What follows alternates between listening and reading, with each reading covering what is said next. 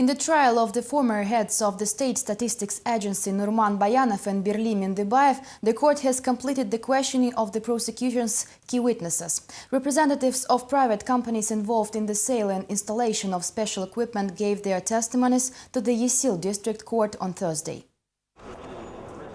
The questioning of the remaining important witnesses of the so-called case on the statisticians did not produce any scandalous revelations. On the contrary, these testimonies were in favor of the defendants, proving the absence of any embezzlement schemes. Two former deputy chairmen of the Statistics Agency, together with businessman Serik Turjanov, are accused of the pocketing of $4 million during the 2009 national census campaign. Attorney Nurlan Besikeyev says that the illegal transactions between the involved companies and organizations were needed only to evade taxes. We're talking about a transaction between businessmen who wanted to minimize the amount of taxes to be paid from the cleared money. This was confirmed through the witness testimony.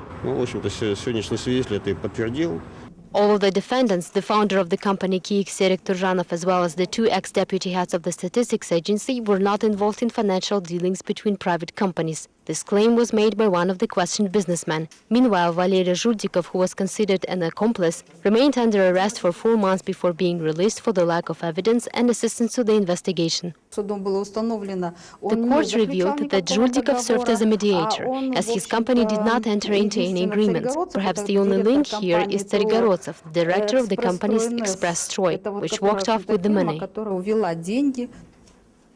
The next hearing will begin with the questioning of the defense witnesses, whose names are not disclosed by the lawyers so far. Turjanov, Bayanov and Mendebayev are accused of embezzlement state funds, as well as reaching the procurement tender of the equipment and the stationery needed for the 2009 census. In addition, the ex-head of the agency, Anar Meshimbayeva, has been declared internationally wanted.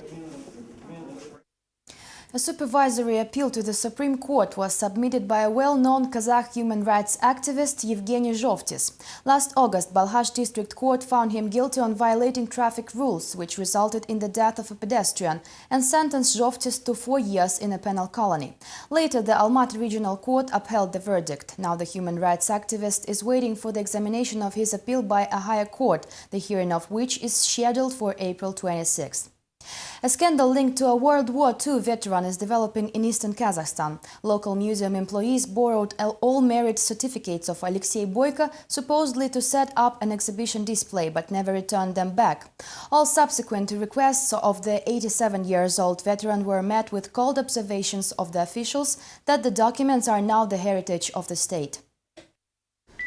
Alexei Boyko is a veteran of the World War II who volunteered to join the army after turning 17. He survived the entire war and was wounded several times. Later, Boyko was decorated with the Order of Glory as well as other numerous medals. Now the 87-year-old veteran wants only one thing: to return his merit certificates before the celebration of the Victory Day. Give me back my documents which you took from my house. Several years ago, the Rida History Museum in East Kazakhstan asked the veteran for his documents to set up an exhibition stand, issuing an acceptance act in return. Unfortunately, Boyko never saw his papers since, which seriously concerns him, as all of his medals are worthless without supporting documents. In desperation, the family of the veteran appealed to the regional administration. The official response was that since the papers are considered the heritage of the state, they will not be returned and will be substituted with copies. I will deal with this immediately and contact the Rida Museum. Just remove the camera. Did the veteran give the papers to you for an exhibition only or for permanent use? Culture officials promised to return the merit certificates, but only if the veteran will personally go to Reader's Museum. At the same time, the authorities of the Uсть-Kamenogorsk preferred to silence the scandal, especially during the still underway preparations for the upcoming celebration of the Victory Day. The 140th anniversary of the communist leader Vladimir Lenin was celebrated on April 22nd in Almaty.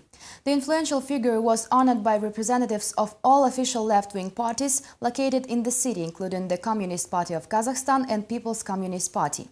Even the well-known anti-corruption and anti-mafia activist Amantai Kazhi joined the crowd, bringing along his famous self-made posters.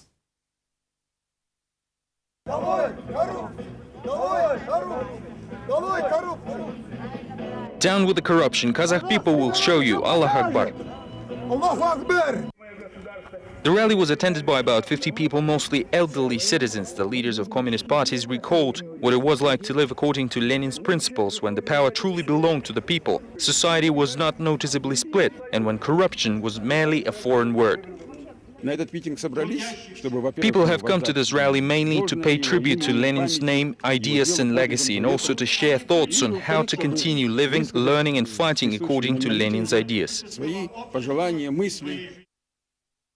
The staff of the U.S. Embassy in Astana set a good example for city residents by cleaning the streets and planting trees to celebrate the Earth Day, marked internationally on April 22nd.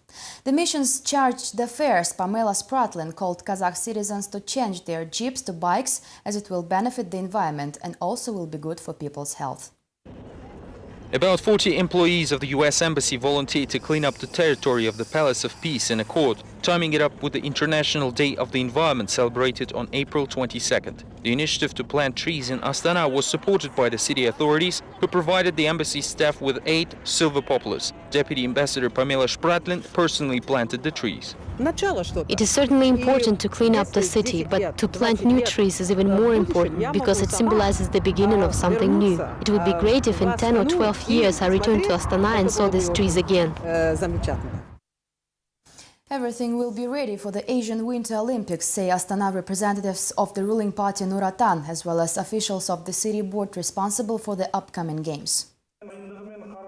Everything is ready for the Asian Winter Olympics, say Astana representatives of the ruling party Nuratan, as well as the officials of the city board responsible for the upcoming games. On Thursday, they called a roundtable to report about their progress, saying that there are no obstacles whatsoever on the way to successful completion of all set goals. Even the customs will adapt to the games, not imposing any entrance duties on sports and television equipment, among other items. The budget of the Asiada has grown since the initial estimates, but there are no issues with the financing, and the money flow has never been interrupted so far. The last facility for the games will be launched in Astana in October. It is the skating stadium and cycling ground that will become the competition area for figure skating and short track. The authorities are also not concerned about their Almaty facilities, since they are already getting ready for the seemingly imminent triumph. We now talk only about Almaty and the Almaty region. Everything is going according to the plan and there are no reasons to panic. An international conference was held in Almaty several years ago and the heads of all Asian sports delegations were here evaluating the situation. All of them gave positive assessments.